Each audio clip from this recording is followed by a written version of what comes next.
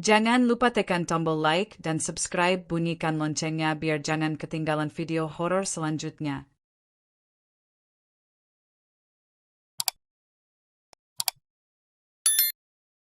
Awal mula perjalanan.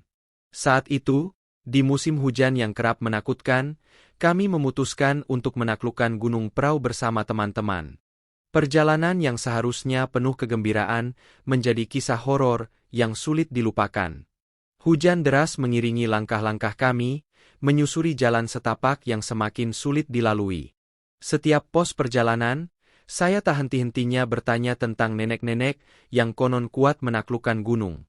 Keanehan dimulai ketika teman saya, Awal, selalu menghindari pertanyaan saya tentang nenek-nenek tersebut. Sesampainya di lokasi, langit sudah mulai gelap dan hujan semakin deras.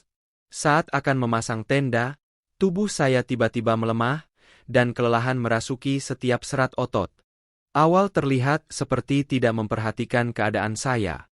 Saat saya menanyakan tentang nenek-nenek lagi, dia hanya tersenyum dan menutup diri dalam tidurnya. Malam itu, pukul 2 pagi, suasana menjadi mencekam. Saya terbangun oleh keributan dan melihat Awal sedang mencekik teman kami yang lain. Panik dan tak percaya, saya berteriak membangunkan yang lain. Awal segera melepaskan cengkeramannya, seolah tak sadar perbuatannya. Atmosfer menjadi tegang, ketakutan mewarnai setiap wajah. Kami melanjutkan perjalanan dengan hati-hati, merasa terancam oleh kejadian misterius itu. Namun, badan saya semakin tidak kooperatif. Sampai di base camp, tubuh saya tiba-tiba pulih kembali. Awal menanyakan pertanyaan horor yang sebelumnya saya ajukan. Barulah saya menyadari bahwa Awal selalu menghindari menjawab pertanyaan saya. Rasa penasaran memuncak, dan kami memutuskan untuk mencari jawaban di warung setempat. Warga lokal memberikan reaksi yang mengejutkan. Mereka menjelaskan bahwa nenek-nenek yang saya tanyakan adalah roh gunung yang konon membantu pendaki yang bersedia membantunya. Kejadian mistis bermula. Saat melihat wajah saya yang tidak meminta bantuan, nenek-nenek tersebut memberikan kelelahan dan kekacauan dalam perjalanan kami. Awal yang tertidur di malam itu menjadi medium bagi roh gunung tersebut, menjelaskan mengapa dia tidak bisa menjawab pertanyaan saya. Dengan hati yang berdebar, kami memutuskan untuk menghormati nenek-nenek gunung tersebut dan meminta maaf atas ketidaktahuan kami. Setelah itu, perjalanan pulang kami lancar dan tanpa insiden. Kisah perjalanan horor itu meninggalkan bekas di hati kami, mengajarkan bahwa kehormatan dan rasa hormat terhadap roh alam harus dijaga dengan baik. Gunung Prau, dengan segala keangkerannya, menjadi saksi bisu perjalanan kami yang penuh warna dan mengajarkan banyak pelajaran hidup. Saat matahari mulai terbit di langit, kami meninggalkan Gunung Prau dengan hati yang berdebar-debar. Perjalanan pulang kami dipenuhi dengan refleksi dan pembelajaran dari pengalaman horor yang baru saja kami alami. Cuaca yang sebelumnya mendung dan suram kini memberikan cahaya yang lembut, menghiasi langit dengan warna-warni yang menyejukkan.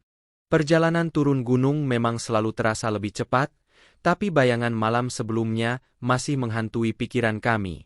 Kami berbicara dengan hati-hati, mencoba memahami apa yang sebenarnya terjadi dan bagaimana kejadian mistis itu memengaruhi kami. Awal, yang sebelumnya terlihat tanpa beban, kini tampak penuh dengan keraguan dan penyesalan. Dalam perjalanan pulang, kami memutuskan untuk berkunjung ke warung-warung lokal lagi, mencoba mendapatkan lebih banyak informasi tentang nenek-nenek gunung.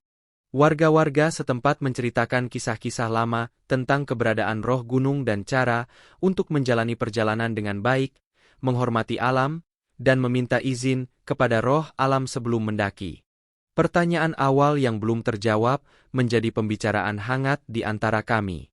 Dia menceritakan pengalaman tidurnya yang begitu dalam hingga ia tidak sadar akan perbuatannya. Awal berjanji untuk lebih memahami dan menghormati keberadaan roh alam di masa mendatang, dan itu menjadi pengingat bahwa perjalanan alam bebas tidak hanya tentang fisik, tetapi juga spiritual. Begitu tiba di kota, kami duduk bersama untuk merangkai cerita yang luar biasa ini. Pengalaman horor di Gunung Prau menjadi bahan pembicaraan hangat di antara kami. Kami menyadari bahwa perjalanan itu tidak hanya meninggalkan kenangan menyeramkan, tetapi juga meninggalkan kita dengan bekal pemahaman yang lebih dalam tentang keterhubungan dengan alam. Dalam beberapa hari berikutnya, kejadian misterius itu terus menjadi pembicaraan utama di antara kami. Awal mencari pemahaman lebih lanjut tentang roh gunung dan bagaimana kita dapat menjaga hubungan yang harmonis dengan alam. Dia mulai membaca buku-buku mistis dan mencari nasihat dari orang-orang yang memiliki pengalaman serupa.